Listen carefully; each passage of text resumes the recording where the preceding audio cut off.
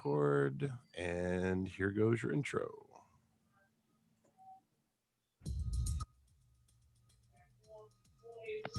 Hey everybody, this is Ted DiBiase, the $1 Million Man, and if you want to get your money's worth, stay right here, because you're listening to Knockouts and Three Counts. And remember, everybody's got a price for the $1 Million Man.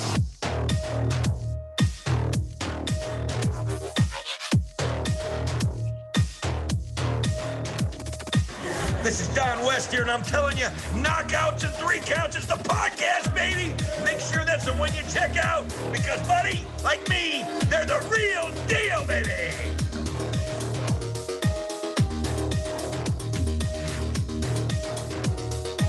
This is Jake the Snake Roberts. Just let me know. You need to listen to Knockouts and Three Counts, or you'll see that damn snake again.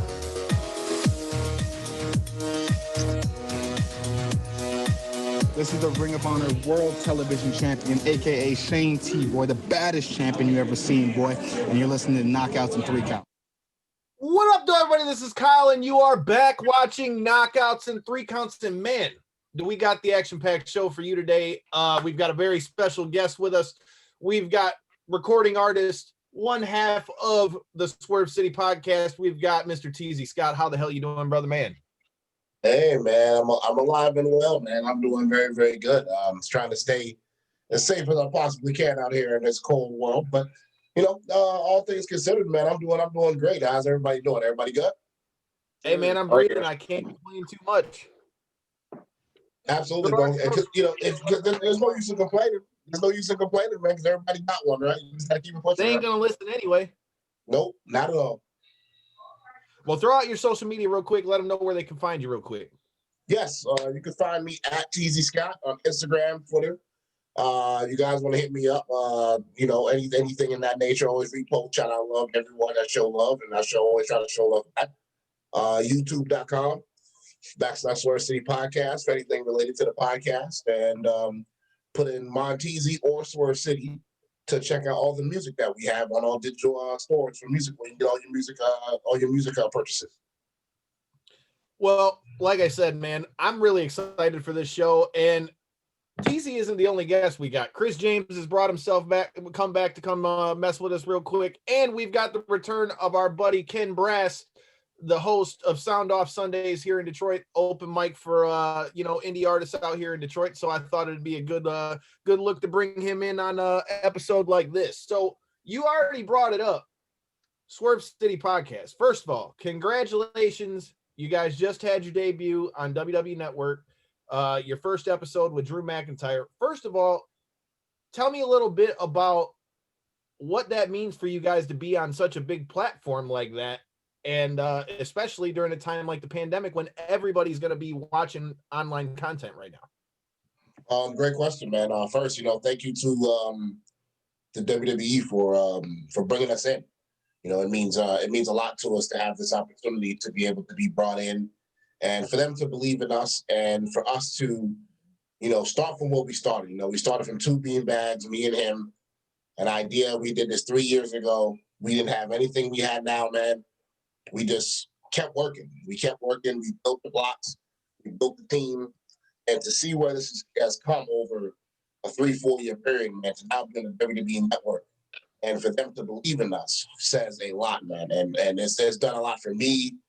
It's done a lot, you know, for my brother. The belief that we had in this podcast from the very beginning, it means a lot, man. And, you know, I was talking to my bro when we was having a conversation. Like, you know, it's very rare. It's very rare for them just to pick up content like that.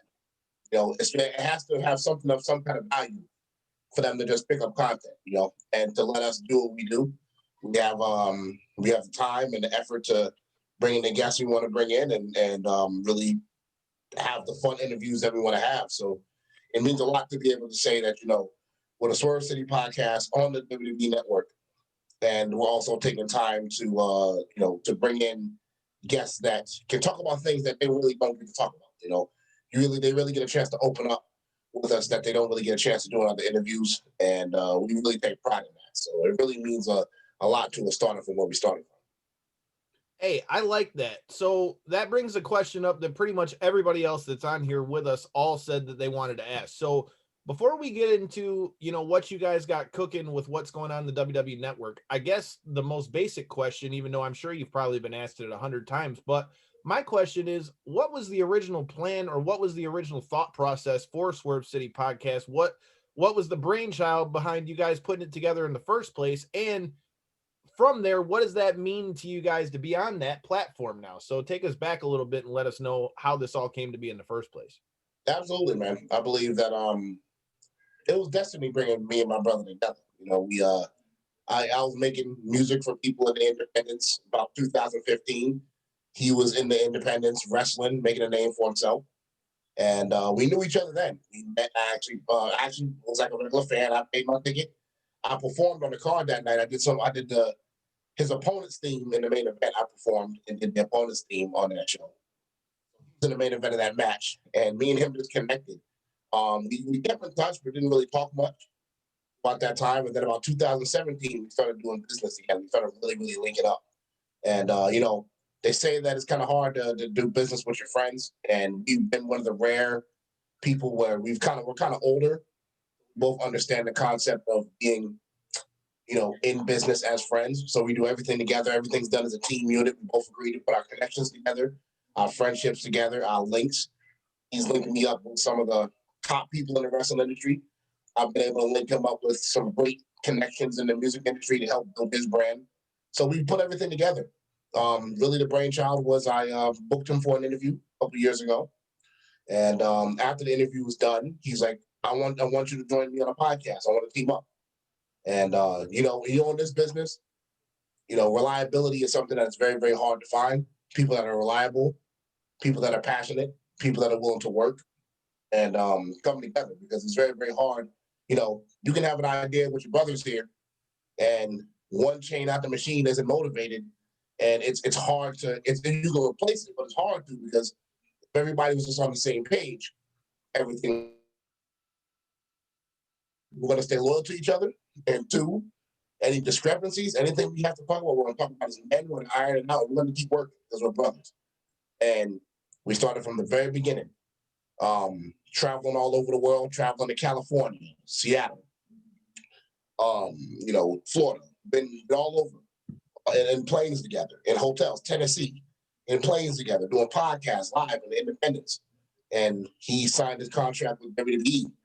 And we kept doing the podcast, kept doing our thing. And now, us being on the network has come full circle. People who have seen it and grown with it are really, really proud of us. And we're going to continue to keep moving forward and building this, man.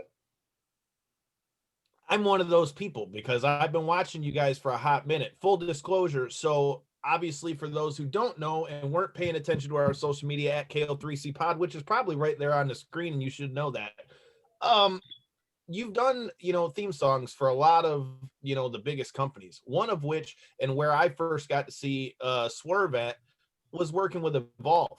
Like, we've had the likes of Austin Theory's been on the show with us. We've had the likes of, we've had Austin Theory, Josh Briggs, who just got signed, a whole bunch of guys for Evolve. That's the first time I got to see, Swerve do his thing there and in MLW.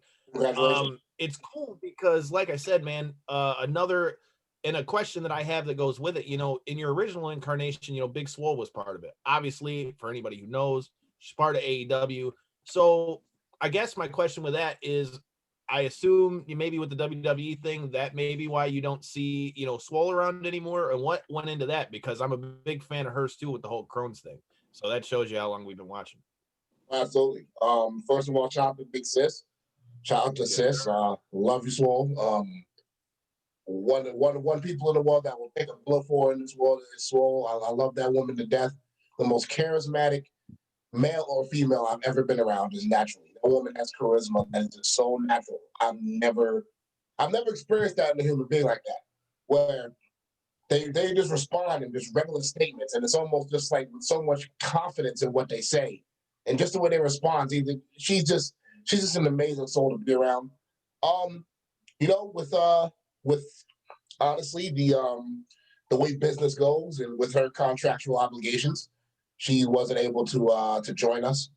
Once you get to a certain level, that's when business comes in, and she wasn't able to join us at a certain level. Once we wanted to upgrade, she's still family, she's still welcome. You know, if business works out in that way and she's able to come back, she's more than, you know, we always got a seat for her, and more than would love to have her back, you know, if business works out that way. You know, that's the thing. Business sometimes can make decisions that's best for you and your family, but that doesn't mean you have to stop being family. You just have to do what's right for business at the time. And you know, it's no hard feelings. It's love. I'm rooting for her. I wanted to win. I wanted to win the title and have it for years. So, you know, and if she decides one day to make a different option and different career choice, then she's more than welcome to be here, man. No problem at all. I love her. Hey, I totally respect that. Like I said, we're big fans of her work too. Well, I've been flapping my gums for a minute here. As I mentioned, Ken Brass is joining us, one of the hosts of Sound Off Sundays here in Detroit. I thought, who better to come talk about hip hop and those things about than a guy who's trying to help our indie scene here in Detroit. So, Ken, you had a great question for Teasy when we were talking before we got on the air. So I'm gonna leave it to you. I'm gonna let you throw out your social media and ask him what you got to ask. Ken, can't hear you, bro. We can't hear him. Can you hear me?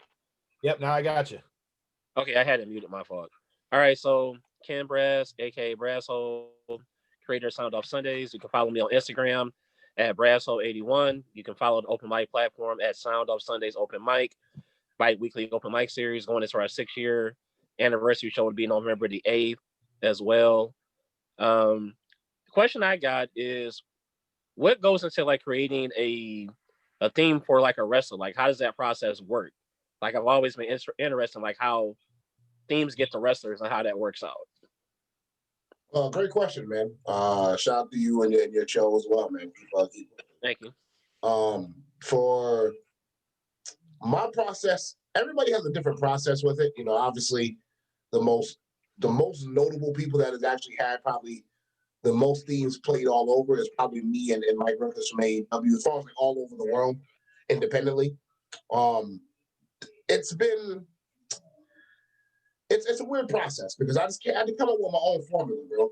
It was not like a formula where I thought about it and said, you know what, let me follow a blueprint. There's really no blueprint to follow in like looking at indies and hitting up a guy and say, hey, how you do a wrestling theme? Really, what I did was I did Roman Reigns Heart of Warrior in 2014, and then I said, you know what?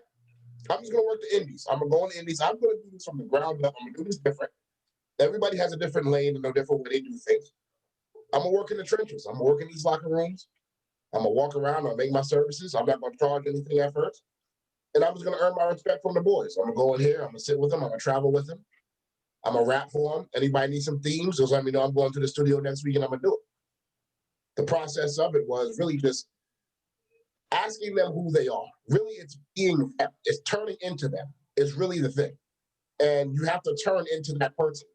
You know, you can easily rap about the finishing moves and stuff like that. But if you know, you can do that. But can you really get in there and really like develop their character with your words? Speak for them. Can you pick the right kind of music that fits their character? You know, maybe a Dr. Dre type beat doesn't fit a guy who's more of a rock rapper type guy. You know what I mean? You know, you have to also, the hardest part is just looking at them and picking the right music that would fit them. You know, if you can sit down and say, hey, you know, this guy is, you know, he goes by the name of Daryl Johnson. He wears skinny tights. He might wrestle like Chris Day. He's a black dude. Maybe his music is more swaggy. Maybe his music is more, you know, to the point, more swaggy. You have a guy, Richard Johnson, a Mohawk. You know what I mean? A Mohawk type guy. He wears like a leather jacket. He could be more into the rock area. So you just kind of make that assumption depending on one, how they look, and two, how they wrestle. So that's really the formula that I came up with for saying, okay, I'm going to do it this way. And then I started making my own formula, started coming out with my own way that I would do my business, and then would give them a timetable on the record. Easier, the more detail they gave me, the easier the record to do. The more they just gave me a blanket point, I'm like, all right, I'm going to need 2 to 4 weeks because I have to literally make up something to develop it. The more that they know, the easier and better that it is. I mean, that Like is he true. said, Like the theme tells that story of like that wrestler. So yeah, that's a good process.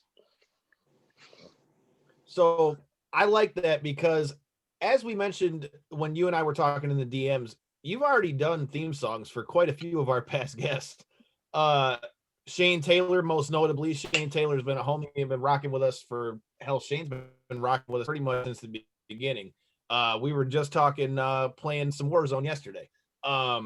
Shane Taylor, Sammy Guevara is another one. Brian Cage, oddly enough, when you put out Terminate on Sight with Brian Cage, I first saw your interview with our homie, and shout out to Whip, the host of the Whip Show, Deshaun Whipple, and all the guys over there. Like I said, that was I saw his interview with you, and then I saw a clip for Terminate on Sight, and we just got to interview Brian Warrior Wrestling in Chicago recently. So for you, if I'm not mistaken, didn't I see in one of your posts that you said that you're retiring from the wrestling themes right now? Yes, pardon me. 1 second. You all right? 1 minute. Right now, man. Got a little something, brother. Got a little something. I don't want to leave you talking. Thank you. Yeah. He's looking out. You gotta get the beard, bro. Corey, you cool with me, brother. Thank you. How can I say this? I'm taking a break from the fact that, you know how you can kind of get into something so long. I've been doing wrestling themes for 8 years. And it's not the fact that I'm the kind of person, and you guys, if you guys are big sports fans, you'll understand this. I'd rather be Barry Sanders than Evan Smith in that way. You're talking to guys from Detroit, bro. Detroit, you talk speaking my language. Right. I know, a lot of us wish that Barry Sanders, would have played a little longer. And not saying that I'm 100% not saying that I won't make wrestling music again, but I'm the kind of person where if I go to a certain level and I'm at a certain plateau and I don't like to, if it's something that I feel like I've achieved and I've achieved in a way that I can do what I have to do and I've done what I did, you don't want to get to the point where you just kind of feel like you're there and it's not, the passion's not behind it, or you're just kind of, there's no goals to reach. I feel like WWE or AEW at the time was the goal. Now that I'm affiliated with the WWE and doing my thing with my brother, and I'm on that side, and I picked my side on where I'm at, I realized I have to go to another dimension. So podcasting is really what I'm honing my skills in, and really working on being a better interviewer, being a better podcaster. Doesn't mean the wrestling music is done, but obviously being affiliated with, the brand that I'm with, there's certain things you can and can't do. So I get you. I'm just focusing on the podcasting.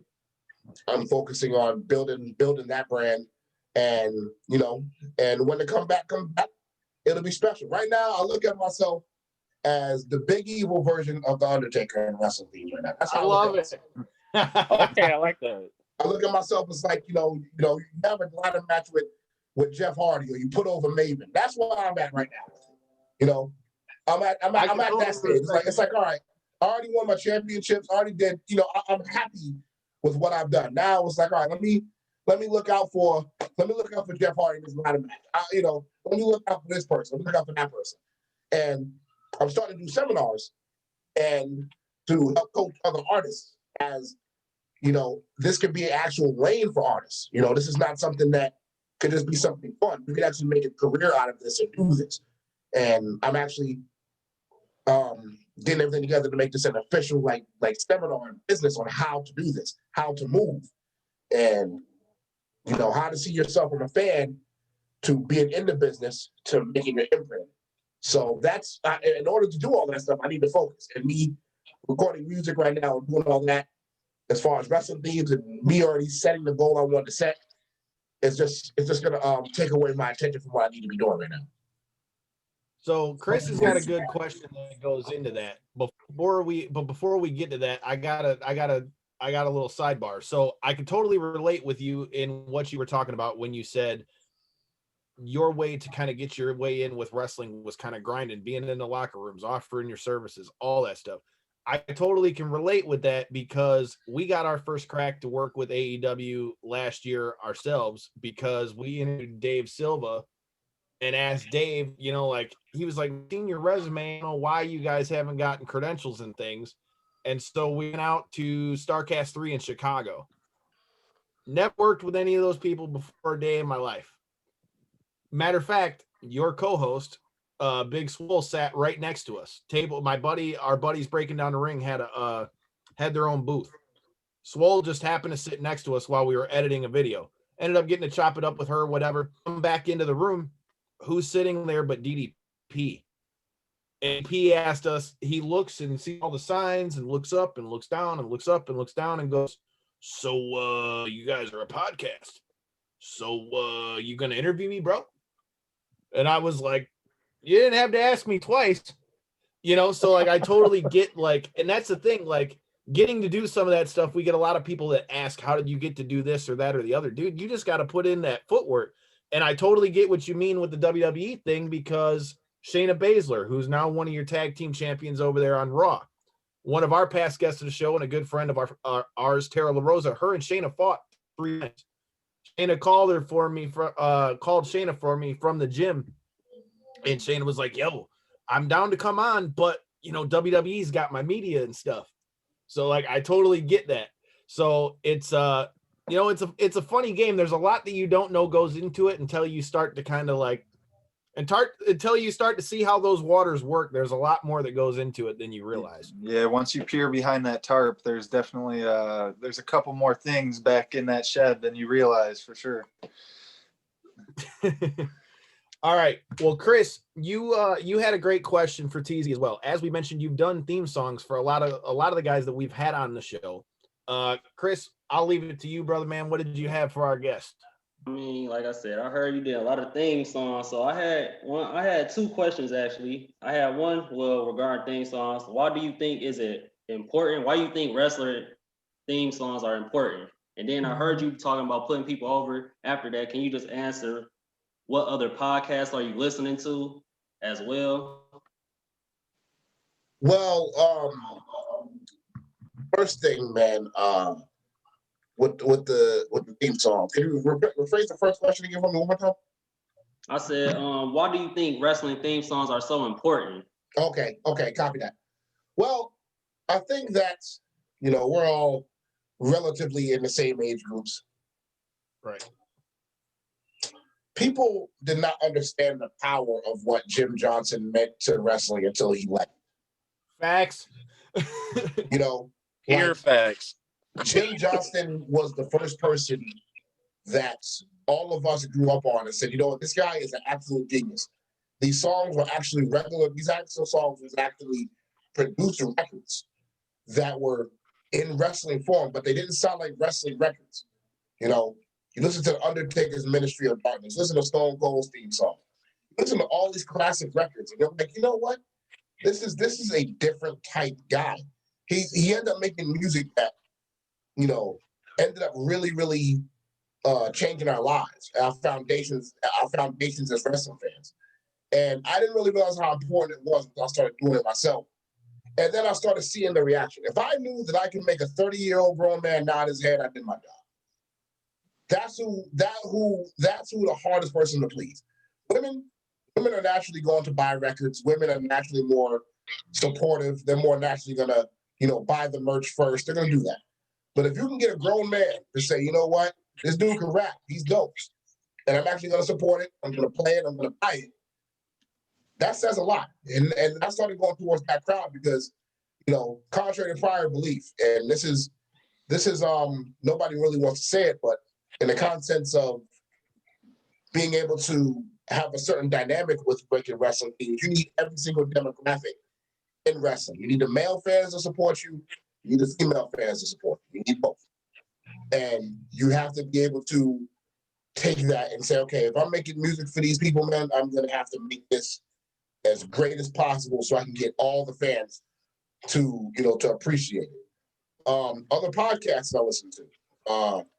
There's a lot of podcasts, man, that I really, really, want to shout out to, man. I'm definitely going to follow what you guys got going on after being on. I'm definitely going to follow what you guys got going on. We appreciate that, man. Definitely, bro. That's word right there. Anything Mega Ran ever needed, anything, that's big, bro. So I'm doing it. We just had him. We were just out there with him in Cali for the GCW vlog. One of the Mega Rans, excuse me, I'll definitely answer the question on one podcast, but that's one of the most nicest men. I came after him, and he showed me nothing but love.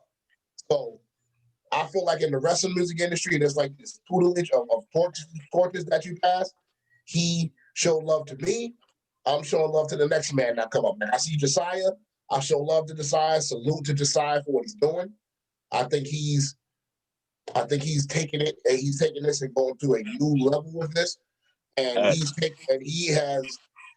Josiah put the visuals with the bars and made it so everybody can listen to it. And you know, it's nothing but love to him.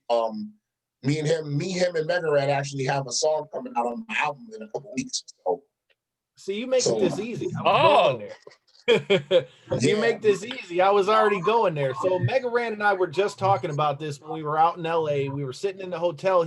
Matter of fact, he was editing the video that you guys put together, which if you guys haven't seen it yet, if I'm not mistaken, weren't you on the collab with him for the Best Friends thing that he just did? Yes, that's me, him, and Raiden. Okay, yes, so he was literally editing that while we were sitting in the room in LA, bro.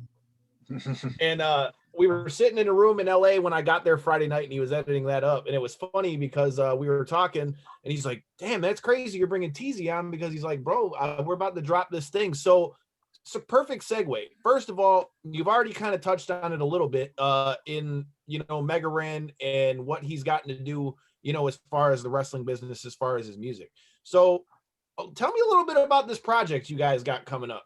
Like you said, it's you, it's him, it's Josiah Williams, which if any of you guys have been watching NXT, you've seen him do his thing with Adam Cole and the WrestleFlow stuff. Like I said, if you haven't checked him out, check that shit out on YouTube because it's dope. But the collab of the three of you guys together has got fire written all over it. So tell me what your thoughts are on this upcoming collab, bro. Yeah, man. We all see each other as gatekeepers, and we all respect and love what each other do. You know what I mean? Like it's friendly competition. Everybody feels like they're the best when you're in the studio. It has to be that way. You know what I mean? If I'm on a song with Swerve, or if I'm on a song with anyone, and we're all rapping, we all want to kill the song and have the top record. That's just the way it goes. But camaraderie is where it really matters because teamwork shows that we can all get along and all work together. There's no sense of competition to the point where it's like, oh, okay, I can't work with this guy. Josiah hit me up a long time ago, and he put me on a song with him and Mega called Let Him Know. So that was the first collab all three of us did, and we have like this moniker, the Three Kings moniker, where it's all three of us, we're all three kings in different ways. You know what I mean? Like Mega's like the Undertaker. You know what I mean? He's like the Godfather in the locker room of wrestling. You know what I mean? So when you walk in, you see Mega. He was the guy. So he's like, he's kind of like got that Undertaker respect when he walks in there. Josiah's got like that Rocky type kind of like charisma, and that I can see him in movies. That's how he carries himself. You know what I mean? He has a type of personality for that. And then myself, whoever people say, it's that's their opinion. I'm not gonna name myself, but it's kind of like we ended up working on this new song. Me and Swerve have a new album out called GPS/Erica's Son, which is, as familiar with Outkast. Outkast put out an album called Speaker Box The Love Below, double disc type thing. Classic album, two-sided album, and we're doing the same thing. There's the group album with me and him, and then there's my solo stuff with me. And Fire's on a song with me called The Greatest Ever. So it's me, Mega Ran, and Josiah Williams on that track, and they're on my album. And God, I'm telling you, man, this is a smash. I'm gonna put it out next month, so you guys will get it next month. Hey, I'm already waiting for it. Like I said, man, like when I heard, like when we went down the list of the accolades, man, you made this pretty good a pretty easy interview to do because you got so many links with our past guests, it flows. So I thought since we're talking about theme songs, all right, everybody in here's got favorite theme songs. Now, it could be an MMA theme song, it could be pro wrestling, it could be whatever. Corey, since you've been quiet down there, so just full disclosure, Corey's been a little bit more quiet because he's more on the MMA end. As I was telling you, we covered both ends. He's more on the MMA end, but he grew up in the Attitude Era just like I did. Man, I know about my John Jones and Machida, and I know about my Daniel Cormier. I know, and we're gonna get into that because I want to hear your thoughts on Khabib. But before we get to that, I thought something that all of us can agree on. Everybody's got a top 5 theme songs. It could be any of them. It could be Stone Cold. It could be Ric Flair. It could be Anderson Silva walking out to Ain't No Sunshine. It could be whichever one you want to pick. So, Corey, since you've been quiet, I'll let you go first, and we're going to go around the table. I want to hear who you guys got. So what are your top 5 themes, Corey? It could be MMA. It could be wrestling. It could be either one. Well, all right. So off the top, number one, just because it's just, I'm such a big fan and it sets the mood so perfectly. Dustin the Diamond Poirier walks out. What the hell? James Brown, the boss. Bro. Yeah, James Brown, the boss, man. That sets the mood so perfect, man. You know what time it is as soon as he's walking out to that song, man. Number 2, another MMA fighter that top on my fans list. Anthony Smith. Return of the Mac walks out, and same thing, dude. Sets that mood, dude. It's just number 3. Which wrestling ones do you remember? That's bro? what I was gonna say. I'm gonna mix them in. Number 3 is actually that old school Can You Smell? The Rock. Okay. I mean, it's yet again a mood setter. You know who it is when he's walking. You hear, all I gotta say is 2 words. Can you smell? And you already know who it is. Yeah, you already know what song I'm talking about. You can hear it in your head, everything. Yet again on the wrestling end, just because of the iconic sound of it, yet again, the smashing the glass. Yeah. I mean, yet again, that's all I got to say. My ringtone, and I'm 28. No fucking shame at all. I mean, it's pretty simple on that. And then, honestly, a little bit out of left field on this one because it doesn't necessarily define any single fighter. I really enjoy when some of the more European, far Russian, Ukrainian fighters and stuff like that walk out to their home music, because it just completely does the complete opposite of what you would expect. It kind of sets the mood for what their walk, like it doesn't even, you wouldn't hear anything like that remotely close to over here. And the way that it hits the speakers and the way that their walkout, you can see them pumped up, but to us, it's just like such a difference. Something about it. I just really enjoy the European or the songs you can't even understand, All right. So we got Corey's 5. Teasy, you're up next, brother, man. What for you? If you got a top 5, if somebody says, what are the theme songs you think of? Now, this again, it can be wrestling or MMA. What are your top 5 themes of all time, and what is it that makes them stick out? First, man, I'm gonna start with MMA. The 2 that really stand out to me for MMA. Frankie Edgar with Kicking the Door. Hell yeah. Frankie Edgar and Kicking the Door. First of all, anything Biggie is cool with me, bro. And then just the fact that you see a guy like this, he's not the biggest dude, but he's got this attitude, and he comes out there and you hear the you're like, oh my God, somebody's really about to get hurt, bro. You know what I mean? Like it really, really fits him. And then, it's really cliche, but it really fits him. You know what I mean? Like and I'm a Tupac guy too. Uriah Faber come out with California Love. Yeah. You can't beat that. Yeah. You know what I mean? You can't beat that. You know what I mean? Tupac and Biggie, and it's a cheat code when you play that. You know what I mean? So those 2 guys are in MMA. I have to say are like the guys. When I hear their music or when they fight or and he said, I know Ryan Faber goes back and forth. Definitely. Wrestling. Stone Cold Steve Austin's music to me is the most significant theme song I've ever heard in wrestling. I agree. Now, Real American is up there, but when that glass shatters, It's just remember when wrestling themes, like you guys said, remember when wrestling themes, it would be something for you to know who it is. Like if you smell, it's Vader time, and you know what Vader time is. You know what it is when he's coming out. You know what I mean? You hear that gong, you know the Undertaker's coming. It's always a symbol to let you know who was coming out. And that Stone Cold, when that glass shattered, I've never seen so many 35-year-old grown men lose their mind. That's the I lost my mind plenty times, and I ain't even 35. Oh my God, bro. I'm 32. My first ever show at the Joe Louis Arena, the last show at the Joe, and the Undertaker didn't even show up, but his gong came on. Me and my friend was at the concession stands getting food. We heard that gong, we ran. We didn't care about our food, we ran. See the Undertaker coming out. So listen, Chris, I'm 32 years old. I'm a father. I have a dad bod, and I'm like literally out of my childhood days right now. I'm out of my childhood days. But I'm sitting in that crowd, and I hear Stone Cold Steve Austin's glass shatter. I am losing it, bro. I'm losing it. Dude, it Stone Cold is my all-time favorite. So full disclosure, if you can see it, you might not be able to see it because of how the camera is, but in that top corner where you can see Ric Flair, right next to it is me and Stone Cold in New Orleans at Mania 34. Dude, that was one of the coolest ones for me because he's definitely one of my favorites. So before I get to mine, like I said, I'm gonna be fair, give everybody their deal. But Stone Cold, dude, I don't know. I feel like that's the number one that everybody, like, if you were to ask, I bet you if you were to poll like 100 people, I bet you 90% of them. It's probably almost on everybody on this panel's list. I mean, it's gotta be. Unfortunately, it's not on mine. Actually, it's an honorable mention in mine, but it's not my top 5.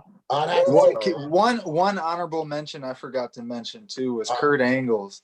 Hey, yeah. That you suck, you bro. suck. I mean, that's all right, another Chris. iconic one. All right, TZ. So you named 3. What are your other 2? Okay, Brock Lesnar, Brock, and especially when Taz used to be like, "Well, here comes the pain." That was it, bro. That was it. Yeah. That was. I missed that call. You took me back to that one. I missed that call. I wish they would still say that, bro. Because it was just something about that time. Brock Lesnar's up there, and this is debatable, but this is just me. The Undertaker's Ministry version. That's dope. That Rock slaps. version. Yeah, that boy slaps. So yeah. Yep. Yep. Undertaker's Dude, Ministry used to creep me out as a kid, low key, because he was putting that extra guitar on that one, boy. That was hard. Like, yeah, that guitar riffs on that boy. That with the Ministry version of the Undertaker that went with that, dude, like that shit used to creep me the fuck out.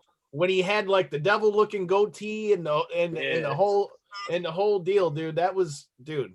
That's a good pick. Yeah, when he was about to hit Stone Cold with the spike thing in the back room.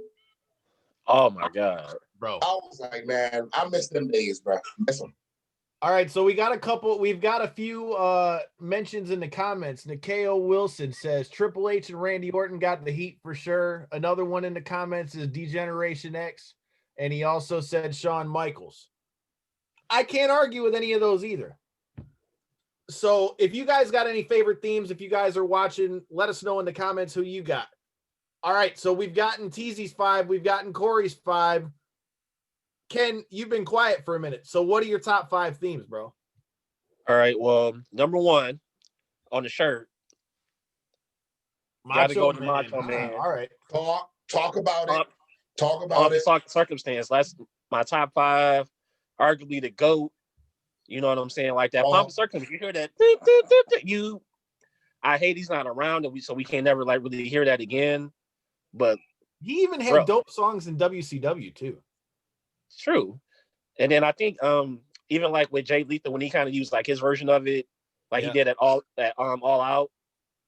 You know what I'm saying? I mean, sorry, All In first before All Out. Like even that. So you got to throw that in there. Stone Cold, like we talked about. Every time I've heard that, been at a show from a kid going to like WrestleMania 30, 32, that glass breaks, chills. Like you stop what you're doing You lose your shit. You become a 7-year-old kid all over again. You just lose it. Another one, Real American. When I tell you I lost my shit at WrestleMania 30, like, cause that was my first time hearing Real American since I was a kid. When I tell you I lost it, I lost it. Sung my heart out. Like I got like a video somewhere on my Instagram or my Facebook, and it's still on my phone too. Like I didn't care. Grown man. He hurt my wrist and you hurt. I'm telling you, I didn't care. Another one, Shawn Michaels, arguably the GOAT conversation. You hear that? You know what I'm saying? You know, Who's like, the you hear number that, 5, you go, Ken? If I had to go one more, Mark Henry, like Ooh, that good 3-6 Mafia. Like, you want to talk about a theme song that fits the personality? That fits the personality. You hear Very that? underrated. You hear them 808s? Somebody gonna get their ass beat. That sets the tone. That's Especially one of like my during this honorable mentions. This Hall of Fame run. Like that's another one. That's another one. All right, so Nikeo just threw out his fifth. His fifth is last but not least. He said Goldberg's theme song is one of his all-time favorites. Yeah, WCW Prime Goldberg theme was fire, bro. Not gonna hold you. I can't argue that. All right, Chris, who do you got? Well, first of all, I want to say the theme songs is like my second favorite thing in wrestling because it just get me so into it. But my number one is Edge, Metalingus. Man. My number 2 is my GOAT, John Cena. My time is now. My number 3, even though he hate this theme song as much as I heard, Randy Orton, Burn My Light. That's my number 3. I like that song too. But I heard Randy Orton do not like it though. My number 4 is Batista, I Walk Alone. What? That's another good one. And then what made me even appreciate that song even more was not last year WrestleMania, but 2 years ago WrestleMania. When Xavier Woods is like kind of seen marking out to it, I was like, yo, I didn't realize how hard that song went. Like I always loved it, but like, bro, Xavier Woods just made me love it even more. But yeah, that Batista Walk Alone. And then my number 5 is Here Comes the Pain. Well, the next big thing, my bad. Listen. Can I ask you guys a question? Yes, sir. Go ahead. Yo. I want to talk to wrestling fans about this because this is the one thing. Well, I love good bad guys in wrestling. I love heels, right? But I love good, like, legendary ones. I want to hear this from you guys. I'll start with the few that I like the most, and then I want to give you guys. My favorite bad guys out of heels, I'm going to do it in time periods too, was Trust Me, 91 to 92 Jake the Snake. I love that. Bro, that you my man for that. That to me is like GOAT heel run to me because it's relatable to see how he did it. It wasn't like Ric Flair where he just got the girls, and it was like, listen, trust me, but there's no reason for you to trust me. I'm gonna turn on you, but trust me anyway. Eddie Guerrero's 97, 98 run in WCW. Dude, when he used to hold the belt over his back. Yes, the long hair. Yes, mullet. Had the machismo mullet going on. Love that Eddie Guerrero. I love that Eddie. He would just side out all the fans and walk real slow. Love that Eddie. Batista's 08-09 run when he said he quit that time. Yeah. I love that Batista with the spotlight, and he was walking down the ring and the spotlight would just be on him. I love that. And Macho King. Anything Macho King's cool with me. Anything Macho King. With Sherry, it's cool with me, bro. All right. So since I'll throw mine in the top 5 themes after that. But to answer your question, if we're talking about my top 5 heels, okay. It's ironic that Nikeo is bringing him up in the comments. I was a big fan of the Randy Orton deal when they did the Legacy run, when he was punching everybody in the head. I thought it was the most cold-blooded shit when he handcuffed Triple H to the rope and made him sit and watch as he kicked Stephanie's head into the third fucking rope. Like it takes a certain kind of son of a bitch to do that to somebody's wife right in front of them. So that's one for me. If we're talking heels, Ric Flair, bro. Ric fucking Flair. The chicken shit heel. Nobody in wrestling does the chicken shit heel better than Ric Flair. Yeah, bro. Because Yeah. Ric Easily. Flair, as a baby face or as a heel, could either make you want to see somebody whoop his ass, or as a baby face, you just wanted to see him get up, even though he was bleeding like a stuck pig, and you wanted to see him get up and fight. That to me is what makes Ric Flair great. But obviously, anybody I feel like that watches Ric Flair would tell you Ric Flair was always better as a heel. Just my Absolutely. Absolutely. All right, so that's two of them. If we're talking number three, I thought, to be honest with you, dude, Vince McMahon. How the fuck did nobody say Vince McMahon is heels, bro? Easily. Because that man like was I said, amazing. Stone Cold is my guy, bro. And I wanted to see him whoop Vince McMahon's ass so bad as a kid. Mind you, when they're in their heat of their run, so we're talking 97 to 2000, right? I'm anywhere from I'm about 5 years old to 10 years old in this period, right? I wanted to see him whoop Vince McMahon's ass so bad. All right. So I'll even do you one better. We'll go Vince McMahon and the McMahon, like you call it the McMahon Helmsley era or whatever you want, like the McMahon family as a whole. So that's three. Let's see. I would say, damn, I don't want to have to steal nobody else's. But Mr. Perfect was another good one to me. Dude, he's an honorable mentions, bro. Honorable mention. Heel Mr. Perfect. I got some good ones too. I mean, Mr. Perfect pissed people off because the shitty part about it is people would watch those vignettes and be like, he's not really doing this shit.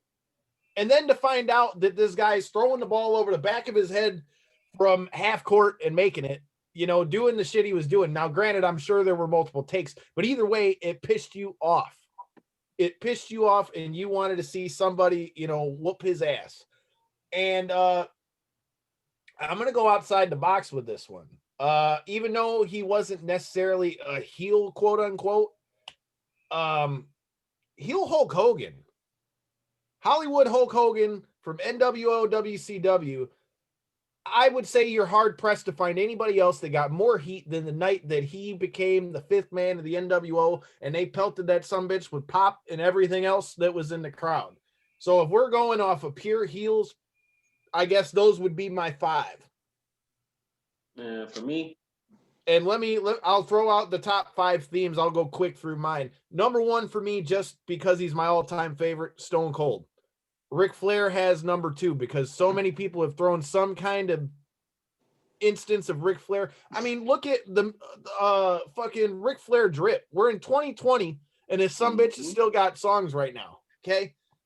Enough said. That's number two. I would say depends on which one you use, but if you use Triple H's regular theme song or the DX one, I always like Triple H's theme song. Like that Motorhead theme song is just it's so hard to me. I don't know. I just always like that one. And oh fuck. I guess I'd be remiss if I didn't throw out an MMA one. To me, and it's ironic the timing that we're talking about this. Anderson Silva's got to be in there for me, dude. Ain't No Sunshine by DMX, bro.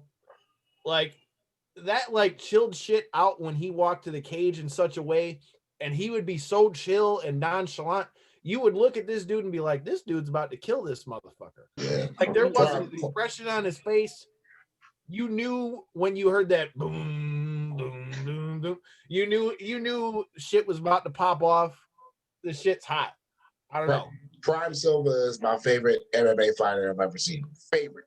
I said the best, but favorite. Prime Silva. Facts. He looked so unbeatable in his time, man. It was insane. That's what actually Franklin, bro. Yeah, I mean, beyond just the old the original Tough season 1, I mean that brought a lot of fans in. But Anderson Silva, he locked people in, man. When people seen what he was able to do and what he was, whether you rooted for him or against him, you could bring him up in the heel argument, honestly. But I mean, whether you rooted for or against him, man, he brought eyeballs in. That's for damn sure. Facts. Hey, and before we let you get out of here, man, this is another question that Chris had brought up, and I'm going to kind of expand off of it. So obviously you said podcasting is going to be your new focus right now. You guys are focused on Swerve City Pod and things like that. I know for me with knockouts and 3 counts, man, everybody's got their white whales. Everybody's got people like, if you ask who they want to be on, they've usually got a list. Like for us, obviously, Stone Cold is one I'd love to get. On the MMA end, Chuck Liddell would be one I would love to get. Quite frankly, if we're talking current wrestlers, Big Swole is one I want to get just for the connection that we got with the Crohn's thing, because I got Crohn's disease. I guarantee you that would be a fun one for us as well. Like I said, I've got a few that stick out to me, but I want to know from you. So you guys have got this big platform on WWE Network and all those things. Who are some people, if you're just throwing it out into the universe to see what happens, who are some people that you'd like to see come to Swerve City Podcast? Oh, man, I would like to have an extended conversation with Triple H. I would love to talk to him. Just to see the levels of reinvention and the different stages of his career he's had to take, and just seeing the mental. I'm more interested in the mental aspect of what Triple H does more than his accomplishments. He has a lot on his plate, and I'd like to talk to him just on a mental level. I would like to have a conversation. Obviously, anything Bray Wyatt's cool with me. So whatever, Bray Wyatt can come in a mask. He can come in as, with the sweater on. Doesn't even matter. I just want Bray Wyatt there, so I'm cool with that. But if I happen to make it out alive, I'll let you guys know. Obviously, You need that. who else? I'll give you one more. I want to talk with Edge. I like that. I want to talk with Edge because he's had different parts of his career where he was a tag team guy, then he was the up-and-coming guy, then he was the guy.